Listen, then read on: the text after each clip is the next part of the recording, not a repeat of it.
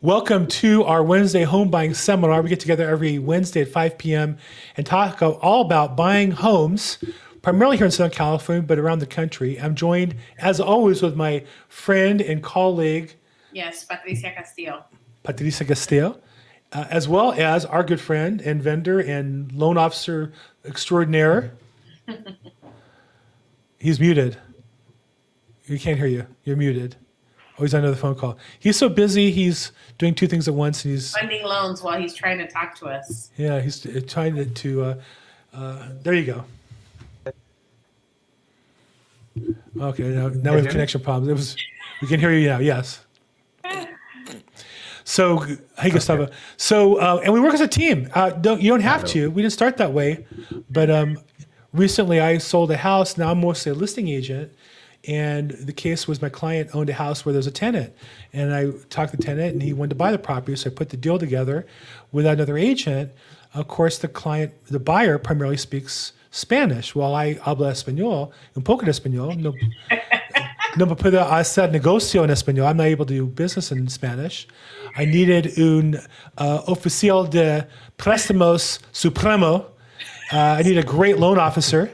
And so I called El Señor Gustavo Segura, de Sendero Home Loans. And he jumped in and helped my client and explained the information and got pre-approval, proof of funds, we're under contract, helped me get the appraisal set because he had a little bit of problem. And so that's the value of a team. Not that we're working together, we're only working together to help the customer more. And I think that's the thing that people miss is sometimes when we work together, I think oftentimes customers are skeptical. They think, I'm not getting paid anything from Gustavo. I'm not allowed to. It's not legal or appropriate, but I am getting paid, and then my client's getting great service, both my seller and the buyer, and that's the advantage of working with a great team. Gustavo, thanks for joining us.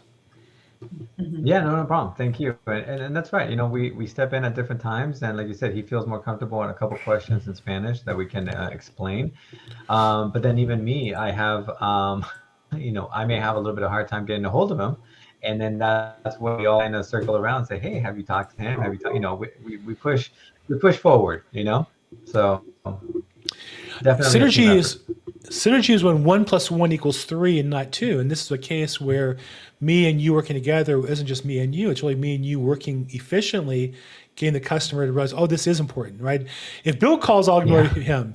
When Gustavo calls, I'll ignore him. But if Bill and Gustavo call, I better pay attention. That's kind of how this client works, right? And I'm not knocking him. Yeah. I mean, we're all busy. He's got a job, he's got family, he's got life. So I'm not saying it to degrade him. I'm just saying he's created a filter, which is it's not really important unless both these guys reach out to me, right?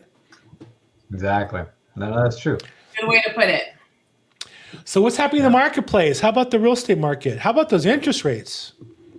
Yeah, they came back a little bit between yesterday and today. It was good news, I think the whole Washington's, debt ceiling deal that's I think in the works definitely helped out. I think that was something that was stirring up the market. It was making a lot of people nervous, so the rates reacted to it. But I think now the last 2 days, yesterday and today, it's been great. We got some movement in the positive direction, and I think it will continue to do so. Yeah, there you go. It's a big, in just 2 days. So what's happened is if you really look at all year long, rates had been between 6 and 7%. Mm-hmm. They bumped above 7 slightly, came right back down. Slightly above, came back down, stayed there the whole time. Last week, when this deal looked like it was going to blow up, which I don't know anybody ever believed this would blow up, they stayed above 7. And I think also the tendency is before holidays, I have a theory, which is the top management are all on vacation and the junior management are very conservative. And so that's why the rates bump up a bit before holidays. They came back down after. We had gone up an 8% from 6.82 up to 7.12 and then knocked back down to 6.912 where we closed at. So better for those who look at locking rates. I think there were a lot of scared loan officers who had quoted rates, didn't get them locked. I know I have a deal right now where they're scrambling to get the docs signed because the lock is going to expire and this buyer's going to have to pay a penalty. He's already waived his contingency. So you don't want to be in that position. Yeah. There's nothing more stressful than being pushed like that. I'm sorry, Patricia? It really is. Oh, I just said there's nothing more stressful than being in that position. Right, your money's at risk. You can't get out of it. Maybe you wired in your deposit funds already. 3%. You know, my escrow, I want to say 3% is about $16,000, and if the rate lock expires, it's tough. Now, I think somehow we find some way to get it done most of the time.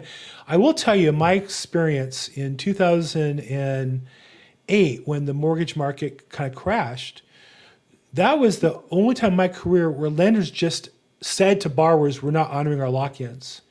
And rates went up real fast and deals fell apart because they could not close the deals at the rate anywhere close. It wasn't like from 6.5 to 7. It was like 6. It was like in those days, like, 6 to 8 or 6 to 9. Like the deal was just brutal, and it caused real blood in the streets. And literally, Bank of America, Wells Fargo went out of business. We see them today. They really aren't the same companies.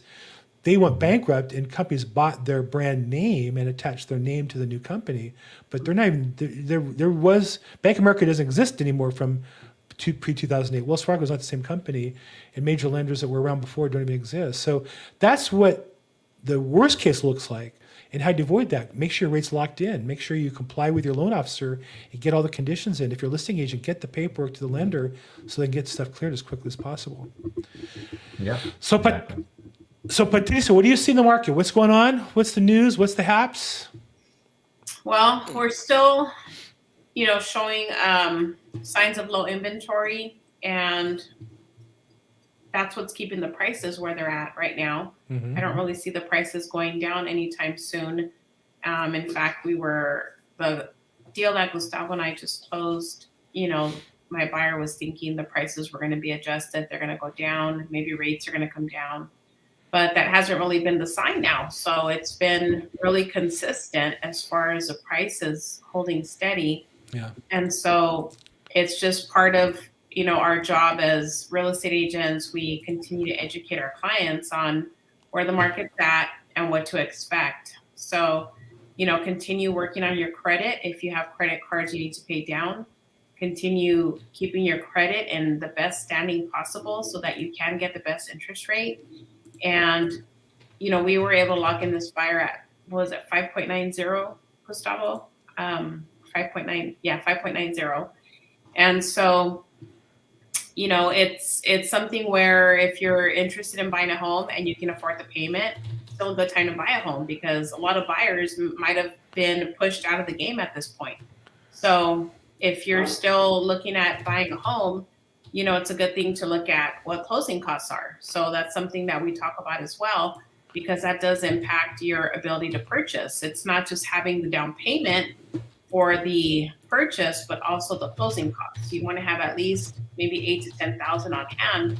And that's what we had estimated for this last deal. And we were right under 10,000. I think we were at like 9,500. And so people ask, well, how do you get to that number? Why is it so high? But it's a whole different factors that contribute to the closing costs. So it's your title fee, your escrow fee, notary signing fee, recording fee, any lender fees, any property taxes that the lender's going to collect up front. Maybe they're going to collect 3 or 4 months of property taxes up front. And so that's a couple of thousand there. So, in interest, right? Once the loan gets funded, you have to pay some interest on that loan.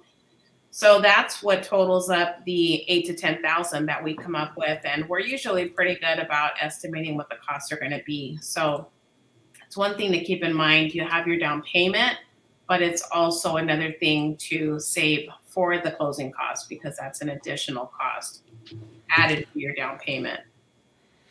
Well, and so Gustavo and I work on a deal. It's interesting that you bring this up. I need to refresh my memory on this stuff as well. I don't work on the buyer side. I work more on the listing side. On this one deal, I am on the buyer side, so I need to learn a little bit. Before I go on, let me just say, anybody watching, I see we have people watching on Facebook and on YouTube. Feel free to put comments in the comment section there, and we'll respond live as best we can if you're watching this live. And if you do it afterwards, recording, we'll catch them afterwards and get back to you. But I do see kind of shout out to all the people in the Probate Experts Facebook group and the Real Estate Agent referral group, and what else do we have there? And YouTube. So thank you guys for joining us today. So what is the maximum that a seller can pay without affecting the loan amount, right? What happens is, at some point, if the seller, so let me back up. If you have around, let's say you're selling a house for $400,000, and a buyer's putting down, let's say 5%, so they have $20,000 down, and they have closing costs, as Patty said. So the closing costs could be, I don't know the number. Let's just say, for sake of discussion, 3%, $12,000. So the buyer has to pay $20,000 down payment plus $12,000 closing costs, plus their inspector and their appraisal, some other out-of-pocket stuff. And that can add up. There's an alternative, which is the seller can raise the price from 400 to 412. And then if they're getting a 95% loan, in essence, 95% of that is financed by the lender, assuming the property appraises for that. Well, it turns out, I think the deal I have with Gustavo, I think we're selling a little bit below market. I think there's a room. I expect the appraisal to come in at the sales price because we gave them the contract, but I'm trying to get it amended now to where perhaps we can raise the contract, because I do think we sold it. My seller was willing to, because they were a tenant in the property. Why not give them a discount? And there's a relationship. But you got to get the appraisal to go along with it, or else it's a problem. So how much can you raise the sales price in order to give in essence, the relief to the buyer before the lender says, hold on, that's too much, we're going to lower our loan amount? Gustavo, what are the limits on that on an FHA loan and on a conventional loan? So for FHA, the max that you can do is 6% on a seller contribution. And then with a conventional loan, if you're putting down something less than 10%, then you got 3% of seller concessions that you can do. With a conventional, it's a little bit of a moving sliding scale, but at 10%, you can do 3%. Usually, a lot of people are putting less than 10% down. Okay. And the deal that we're doing is FHA? Yeah, FHA. Okay. So I need to get with him and figure out what we want to do and how much he wants to do to make that change. But there's a case where we have a buyer who initially I did an estimate with him, and he'd have to pay all the closing costs out of his pocket, but we can come back and say, hey, we could finance the close. In essence, we can finance 96.5% of your closing costs in this case because there's value. You can't do it on every deal because if the property doesn't appraise for that amount, and it won't most commonly, right? You can usually appraise it up 1% or 2%. But it's hard in many markets because the appraisal theoretically is what the house should sell for. So by definition, raising the sales price above that, the appraisal is not going to support it. So it's one of those cases where, but if you happen to have a property that's a good deal, one way to make it more agreeable to your customer is to finance the closing costs. Yeah, and that would be a big help for anybody. I mean, $5,000, $10,000 towards closing costs. That's big. That's out-of-pocket expenses that you can fix things up as you move in, for the house. So it's definitely a very positive thing. Very nice. Yeah, more cash in your pocket is always good. Lowers the risk, right? I think it's so funny because in the years past, I would say, well, you don't want the loan to be too big because now you're upside down. I think the opposite now. If you're buying the house and you expect to live there 10, 20 years, the appreciation is going to outweigh the difference in the loan amount. Don't worry about it. If for some reason it doesn't, and you can't make the payments, you can give the property back to the lender, and there's no deficiency judgment. They're not going to come after you for the money that you owed. So as long as you're using it as judiciously as you can, I wouldn't worry about it. If you're planning to live there for 10, 20 years, you're buying a house for $400,000, you should expect it 10, 20 years from now to be worth $800,000, or more 10, 20 years from now. Don't worry about the extra 3%. And the closing costs. So it makes it comfortable, gives you extra savings now. You don't have to borrow money now. I think those are probably prudent options. Mm-hmm. Yeah, definitely always a wise investment in the long term. Short term it can be as well, but that's where you start working into the whole fix and flips and all that, which has a different goal and a different way of buying. Exactly.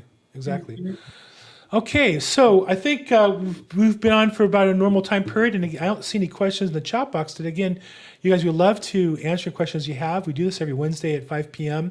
It's meant to be interactive, but at the same time, sometimes people, I think at 5 o'clock, just want some entertainment. What's more entertaining than the three of us, right? Yeah. I'm getting ready to launch a new podcast we're still working out the final name of it, but the concept... I sound like a Hollywood producer, don't I? The concept is real estate memes. So for those of us in the business, We see different pictures and things. And so we're going to call it, I think, the real estate meme stream, where we're going to go through and I'm going to show different, I think, pictures that we relate to as real estate agents or buyers and sellers we relate to related to real estate, and just have some fun. So stay tuned for an announcement on that. Oh my gosh, that's going to be hilarious. I think it will be. I mean, if you do it right, it will be funny. So it's a little bit of work to put together, but I think we've got it. I think we have the formula put together. Again, I sound like a Hollywood producer here, but I think this is kind of modern day, what TV writing looks like. It's just a smaller scale. So who knows how big it will be. So anyhow, and then we'll bring you guys in as guests with your favorite memes or your memes of the week or something. Okay. That'll be interesting. Yeah. We're looking forward to it.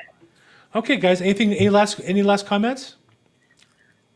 Well, I just wanted to share, I do have a new listing coming up if anybody's looking for. Whoa. Didn't you just say that last week or week before? You have a new listing again? I have two. What the hell's going on? I know. I have a land listing in Palmdale and it's about 2.33 acres and a 4-bedroom, 2-bath coming up in Palmdale. So I'm going to list it at a, very, very attractive price because it needs some cleanup. And so anybody looking to get into a really good home in a nice area, this is a great opportunity. Listing at $399. I have a listing in escrow in Palmdale, and Gustavo's the lender on that one. So, and I have another listing I think coming up in Palmdale as well. So look at us, man. We're controlling the Palmdale market today. We are. There you go. Yeah. Wow, look at you, just like a listing machine, Patricia. Whatever happened to this? I'm a new agent, know what I'm doing. That was all nonsense, wasn't it? You've been in real estate, you've closed thousands of transactions. You figured out your stride here in the last couple of years, and you got it going, girl. Mm-hmm. Yeah, I'm having a lot of fun with it. I love helping people and just navigating through, all the different curveballs that we get and just orchestrating the closing. It's interesting when there's so many different people involved and you just got to keep track of everything. So I love all the details. Yeah. And Gustavo, let's keep him so busy with new loans that he's choking on them hopefully next week. Gustavo, what's up with you? What kind of last words from you today? No, it could be a daunting process, but staying here with the theme of a team, right?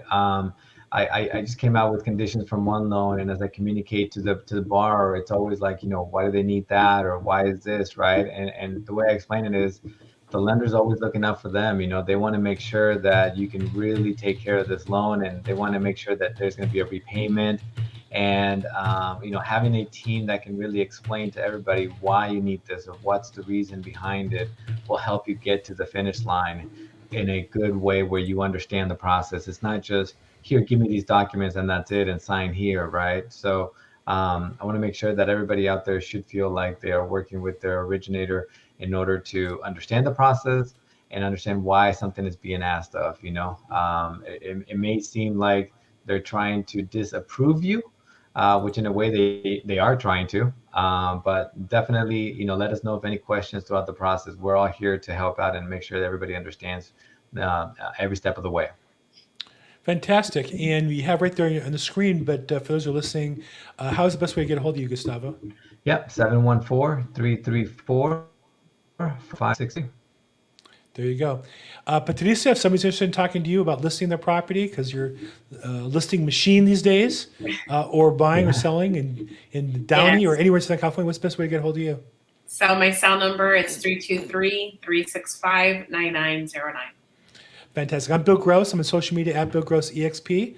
Appreciate you guys joining us. We do this every Wednesday at 5 o'clock. We live stream it on our social media. Feel free to put comments here. If you're watching this on the recording, feel free to put comments, and I'll either route them to Patricia or Gustavo or answer them as appropriate. We appreciate all your support. Thanks so much and have a great day. Thank you. Bye. Bye. Thank you, guys.